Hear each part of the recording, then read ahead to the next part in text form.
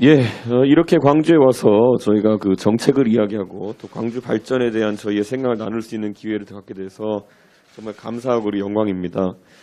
사실 김종인 위원장께서 5.18에 대한 무릎 사과를 하시고 제가 지도부가 되면서 저희는 광주와 그리고 호남에 대한 역사적 과오를 반성하는 것을 넘어서서 광주의 미래와 그리고 비전 그리고 정책에 대한 문제를 다루겠다라는 이야기를 줄곧 해왔습니다. 그래서 저희가 또 이 선거 과정 중에 광주를 위해서 꼭 낼 수 있는 어떤 저희의 공약 그리고 저희 약속 중에 광주에서 지금까지 지역 정치권이나 아니면은 다소 이념에 치우친 분들의 생각으로 인해 가지고 추진되지 못했던 여러 가지 사안들에 대해 가지고 저희가 면밀히 검토하고 살펴봐서 국민의힘이 광주에서도 정책 면에서 훌륭한 대안을 낼 수 있는 정당이라는 걸 꼭 보여주고 싶었습니다. 그래서 저희가 이번에 우리 후보자께서 광주의 복합 쇼핑몰 문제가 아주 지금까지 여러 노력해오신 분들의 목소리가 거기까지 닿아서 전달되어서 저희가 광주의 주요 공약으로 만들게 되었고요. 더 놀라운 건 저희가 후보자의 지시로 더더욱 이에 대해 심층 탐구를 하면서 알게 된 더 세세한 내용들이었습니다. 이 복합 쇼핑몰 문제만 하더라도 호남 지역에서 꼭 광주뿐만 아니라 지금까지 파악된 것으로는 2013년에 순천, 2016년에 전주, 2018년에 완주, 2021년에 익산, 그리고 여수, 무안, 나주 뭐 곳곳을 가리지 않고 여러 추진 계획들이 있었으나 지금까지 단 하나도 성공하지 못하고 무엇보다도 상당수는 그 안에 민주당이 지역에서 상당한 표를 받은 정당인데도 불구하고 지역 주민의 뜻을 반영하지 않고 일을 처리한 정황이 있었습니다. 그래서 저희 국민의힘은 앞으로 이 광주에서 여러 문제를 해결하기 위해서 시민들과 직접 소통을 강화하고 무엇보다도 지속적으로 저희가 한 우물을 파고 한 길을 팔 수 있도록 그렇게 노력하겠습니다. 저희가 또 이 과정에서 광주의 다른 여러 가지 수건 사업들을 알게 되었고요.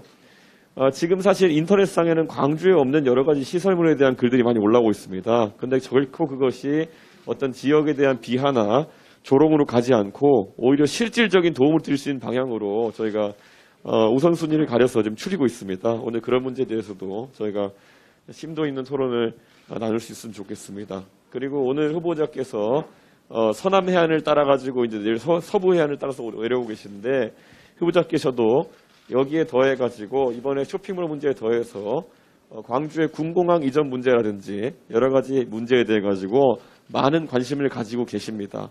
그렇기 때문에 후보자께서 차후에 광주에 방문하실 기회가 되면은 아마 지금까지 지역에서 지역 주민들의 정서를 외면하고 그리고 또 본인들끼리 이해관계 조정하느라 이루지 못했던 수건 사업들에 대해서 민주당이 뜨끔해할 만한 그런 광주 쇼핑몰에 2탄, 3탄도 준비되어 있다는 것을 민주당에게 경고하겠습니다. 그래서 오늘부터 저희 국민의힘은 호남에서의 치열한 정책 경쟁을 예고하겠습니다. 감사합니다. 네. 저는 그리고 복합 쇼핑몰을 지금 이제 민주당에서는 단순히 상권의 문제로만 분석하고 있는 것이 큰 문제다 이렇게 봅니다. 저희가 사실 모든 물건에 대해서 꼭 구매 수요가 일정한 것은 아닙니다. 그렇기 때문에 뭐 예를 들어 아이스크림 하나를 맥주 한 캔을 여기서 사느냐 여기서 사느냐 이런 약탈적 관계가 아니라 결국에는 이 복합 쇼핑몰에 대한 수요라는 것은 지금 아까 말했던 Y마트라는 어떤 지역의 식자재 마트에 대한 수요와 다를 수 있다는 것을 지금 민주당이 인식을 못하기 때문에 약탈적 관계를 받아들인 것 같고 아까 김태욱 후보자가 말한 것처럼 그런 넓은 면적의 복합 쇼핑몰의 상당수 면적 같은 경우에는 가족이 즐길 수 있는 공간 형태로 구성되어 있는 경우가 많습니다. 그렇기 때문에 그 안에 보면은 뭐 키즈 카페 같은 형태가 들어가 있는 경우도 있고 풀 형태가 들어가 있는 경우도 있습니다. 그리고 또 어떤 경우에는 또 아까 언급되었던 아쿠아리움 같은 형태의 어떤 그런 것들로 들어갈 수 있고요. 이런 것들은 광주에 있어가지고 문화의 거점이 되는 것들이고 가족들이 같이 갈 수 있는 공간을 의미합니다. 이들이 만약에 아까 말했던 아쿠아리움을 향유하기 위해 가지고 여수까지 차 타고 2-3시간 걸려가지고 가서 또 숙박하고 이렇게 해서 비용을 지출해야 된다 그러면은 광주의 어떤 젊은 부부는 자신의 그 자식들에게 아쿠아리움을 보여주는 것이 굉장한 그 기회비용이 되는 그게 생깁니다. 그게 자라나는 광주 세대의 광주의 젊은 세대에게 어린 세대에게 미치는 영향이라는 건 지대하거든요. 이게 사실 수도권과 지방의 격차라고 하는 것을 줄이는 것에 있어가지고 소득 격차나 자산 격차 이런 것을 넘는 것 중에 하나가 뭐냐면은 경험의 격차를 생기지 않게 하는 것이거든요. 그러니까 저는 그런 부분에 있어가지고 이 민주당이 참 감수성이 떨어진다라는 생각을 하는 것이 정말 그 수도권과 지방의 인프라 차이가 나지 않게 해달라라는 그런 주장이 대구에서도 그렇고 광주에서도 그렇고 부산에서도 그렇고 여수에서도 그렇고 경쟁적으로 올라오는데 왜 이 광주 지역의 정치인들은 꼭 어떤 물건 구매 대체제로만 5일장을 언급하고 이런 식으로 해서 광주 시민들의 마음을 헤아리지 못한지 참 답답합니다. 저희가 또 복합 쇼핑몰 관련해서 우리 저와 같은 학번이기도 하고 우리 송갑석 국회의원께서 뭐라고 하셨냐면 GRDP가 광주가 꼴찌다. 물론 이제 그 윤 후보님께서 실수하셨죠. 꼴찌는 아니죠. 15위입니다. GRDP가. 그러니까 이제 민주당에서 말하는 건 GRDP 성장률을 가지고 이야기를 하시더라고요. GRDP 성장률이 광주가 최고 수준인데 윤 후보는 사과하라 이런 식으로 또 발표를 하시던데 거기서 한 가지 관가하고 있는 것이 뭐냐면 아니 광주의 이 GRDP 수준이 얼마나 낮으면 전국 최고 수준의 성장률을 자랑함에도 불구하고 전국 최하위 수준이냐 이 말이에요. 지금도 15위잖아요. 민주당 정권 지난 5년만 따져보더라도 5년 동안 매해 성장률이 높았으면 지금은 어찌해야 됩니까? 전국에서 15위가 아니라 10위는 해야 될 거 아닙니까? 근데 그걸 가지고 자랑 삼아서 떠듭니까?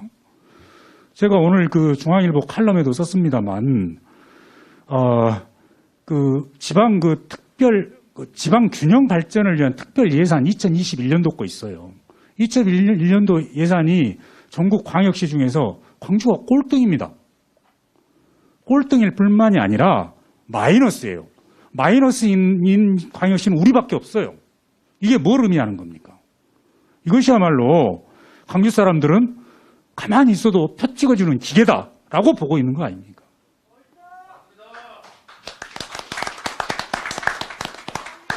사실 제 개인적인 말씀을 드리면 제 큰아이가 29살입니다. 이 29살짜리 큰아이를 낳아서 키울 때 정말 어렵게 살았지만 당시에 하남에는 거평마트라는 보기 드문 큰 마트도 있었고요. 그 후에 롯데마트도 들어오고 이마트도 들어오고 또 오치 패밀리랜드에 가면 동물원도 꽤 그럴듯했고 놀이기구도 꽤 있었습니다.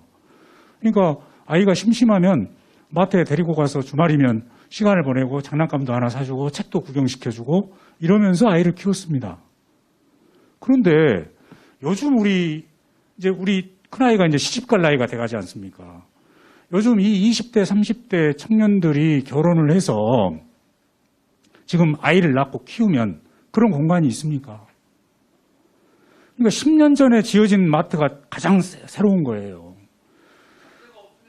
예, 그래요. 지금 그 오치 패밀리랜드 가보세요. 이게 무슨 놀이기구 하나 제대로 탈 만한 게 없잖아요. 어떻게 이렇게 세상이 변해? 아니, 발전은 못할 망정 어떻게 퇴보를 합니까? 이것이 우리 지역 현실이지 않습니까? 이것을 지적하면 반성을 해야죠. 공격을 합니까? 구구 포퓰리즘이라고? 생활 인프라가 너무나 부족하다. 저는 정말 제 신조가 아이가 셋입니다. 그래서 아이 셋 편안하게 잘 키우고 내 비록 매일 설거지통에 손 담그고 매일 아침 밀대질하면서 살지만 아이 잘 키우는 그런 보람으로 살자. 누구에게 아신소리 할 거 없지 않습니까? 근데 저 같은 사람이 이렇게 앞장서서 이런 정부 비판을 하게 만들잖아요. 누가 반성해야 됩니까? 광주의 지도층 아닙니까? 엘리트들이라는 사람들 아닙니까? 광주의 엘리트들이 지금 얼마나 타락해 있습니까? 얼마나 무식합니까? 지금 광주의 국회의원 중에 저하고 같이 지역 문제 토론해서 저를 이길 사람이 없어요. 네? 매일 하루에 12시간, 14시간씩 장사하면서 페이스북이나 뉴스 좀 들다 보는 저보다도 상식이 부족한 사람들입니다. 왜 이렇게 무식해졌습니까? 경쟁이 없기 때문에 그렇습니다. 경쟁이 없기 때문에. 네. 이거 제가 너무 말을 많이 하죠. 그러니까 경쟁을 불러일으켜야 된다는 말씀을 드리고 싶고요. 그래서 그 문제와 관련해서 또 하실 말씀이 있어요. 저 해도 될까요? 제가 그 얘기를 안 들었는데 저도 광주 출신입니다. 19살 때까지 광주에서 살았고요. 대표님 따님하고 저하고 나이가 같네요. 29으로.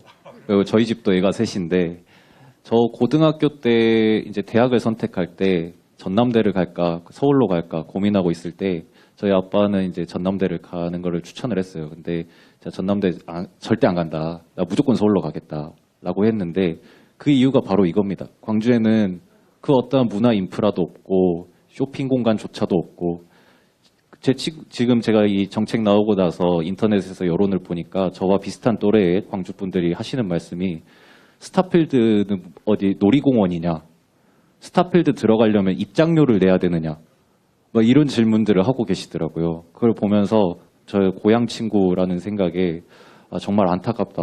어떻게 저렇게까지 생각을 하게끔 할 정도로 이 지역이 이렇게 낙후돼 버렸을까. 솔직히 말해서 광주 사람들이 민주당에 투표를 한 이유는 그 중에 하나는 이것도 있어요. 민주당을 찍어주면은 민주당이 예산 많이 가지고 와서 우리 지역을 발전시켜 주겠지. 저기는 호남 정당이라고 맨날 얘기하니까. 근데 그거를 완전히 배신해 버린 거거든요. 지금까지. 그래놓고 저희 당에서 호남을 발전시킬 공약을 하나 들고 나왔더니 이제 갖은 방법으로 매도를 하고 광주 시민들을 너희들은 그런 쇼핑몰 쓰면 안 돼. 전통시장 가 그냥. 가스라이팅 하고 있는 거거든요. 여기에 광주의 젊은 2030 세대가 굉장히 불만을 품고 있고 매우 분노하고 있다. 저는 그렇게 보고 있습니다. 네. 그러니까 시민단체들에서 여러 주장을 할 수 있겠죠. 그리고 시민단체가 뭐 저희도 이렇게 지금 모이신 분들 시민단체라고 할 수 있으니까요. 시민단체가 생각을 이야기할 수 있는데 결국은 지금 광주의 정치를 책임지고 행정을 책임진 집단은 당으로서도 아니면 그 직위로서도 부여받은 권위가 있습니다. 국민들에게 또는 주민들에게. 그렇다면은 적어도 어떤 사안에서 판단을 내릴 때 주체성을 가지고 그 시민단체 얘기도 듣고 진짜 시민 이야기도 듣고 그리고 또 반대하는 시민단체 얘기도 듣고 이렇게 하면서 의사결정을 해야 되는데 지역에서 정당 간의 경쟁이 사라지게 되면은 오히려 한쪽 이야기를 계속 들어가지고 그 조직을 사실상의 당 조직으로 편입하려는 욕구가 생기게 마련입니다. 그게 광주뿐만 아니라 저희가 반성하자면 과거에 TK 지역에서도 PK 지역 저희도 있었던 문화겠죠. 그런데 이제 영남 지역에서 막 옅어지고 있는 것이고 광주 지역에서 아직까지 그런 다소 그 카르텔화되는 그런 세력이 좀 있는 거로 보이는데 저는 이런 걸 깨기 위해서라도 경쟁 체제가 확립돼야 된다. 저는 그런 생각을 하고 있고 이번에 민주당이 제일 이 사태에 대응하면서 아마추어적이었던 건 뭐냐면은 국민의힘은 바뀌었습니다. 국민의힘은 작년부터 재작년부터 역사적 과오에 대한 반성을 충분히 하고 누가 막말하는 사고도 터지지 않고 계속 오고 있는데 이번에 복합 쇼핑몰이라는 아주 현실적이고 구체적인 정책 대안을 놓고 국민의힘이 경쟁하자 토론하자 얘기했더니만은 거기에 대해서 몇십 년간 해오던 것처럼 입막을 시도했어요. 니들이 광주 정신을 알아? 이걸로요. 약간 그런 어떤 거. 우리는 무한하게 우리는 그 정이고 니네는 악당이야라는 그 프레임을 가져오려고 했거든요. 그래서 처음에 약간 광주시당이라는 곳에서 민주당에서 이런 걸 진짜 냈을까 아니면 이런 그 안에 산하위원회에서 이런 걸 냈을까 싶었는데 진짜 보도자료에 박혀 있더라고요. 광주 정신에 따라 가지고 이렇게 된다고. 저는 이런 거야말로 굉장히 아전인수격 해석이고 무엇보다도 진짜 우리가 광주 정신을 통해서 실현하려고 했던 민주주의의 본질이라는 거를 많이 훼손하고 있는 게 아니냐. 저는 80년 광주의 그 뜨거웠던 시절에 정말 투쟁하셨던 분들의 바람은 그 나중에 몇십 년 뒤에는 아니 몇 년 뒤에는 그 광주의 그런 영령들의 희생을 바탕으로 해서 광주 사람들이 잘 되고 잘 살기 바라는 마음에서 저는 그런 투쟁도 하셨다 이렇게 생각하거든요. 그리고 사람답게 살 수 있는 그런 권리를 확보해 주시려고 나서신 거였는데 지금 와가지고 그거를 아전인수격으로 쇼핑몰 문제 막는 용도로 쓴다 그러면은 저는 이거야말로 굉장히 욕보이는 것이다 이렇게 생각하고 저는 이번에 민주당의 총체적인 대응이 정책적으로 어느 누구하고도 논쟁할 준비가 안 돼 있었구나 이런 걸 느끼고 앞으로 아까 우리 배 대표님 말씀하신 것처럼 광주에서 이런 시민단체 간의 토론 같은 것도 활성화시키고 또 그리고 당연히 뽑아줬으니 광주의 행정기관이나 아니면 국회의원이나 이런 사람들은 당연히 그 원래 주권을 가지고 있는 사람들에게 응답할 의무가 있고 앞으로 이런 정치의 기본을 한번 광주에서 바로 잡았으면 좋겠습니다. 네. 네, 거의 토론이 마무리되고 있는 관계로 제가 잠깐 한 가지만 더 말씀드리겠습니다. 지금 이제 이 문제가 이슈가 되다 보니까 전국적으로 호남에 대한 비하들이 지금 판을 치고 있습니다.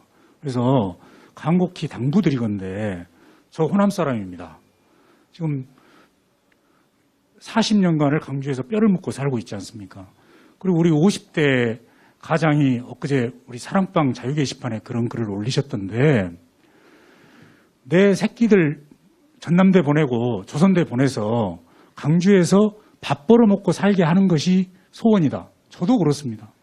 우리 아이들하고 함께 강주에서 같이 살고 싶습니다. 왜 떨어져서 서울에서 살게 해야 됩니까?